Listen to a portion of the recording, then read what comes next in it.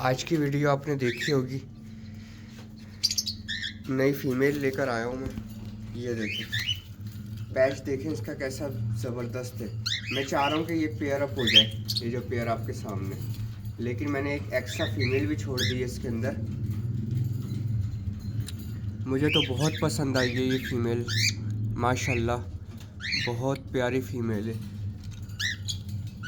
इसका और इसका पेयर लग गया ना, वी पाइड बच्चे आएंगे इंशाल्लाह, क्योंकि ये भी वी पाइड से निकली हुई फीमेल है। अच्छा, इसके साथ मैंने एक अल्बाइनो की फ़ीमेल भी छोड़ी हुई है, जो पेयर अप होना चाहता हो जाए। असल में ये जो फीमेल है ना, ये लिफ्ट नहीं करा रही किसी भी मेल को, तो मैंने बोला भाई इसके साथ ही छोड़ दो, 2 फीमेलें एक मेल।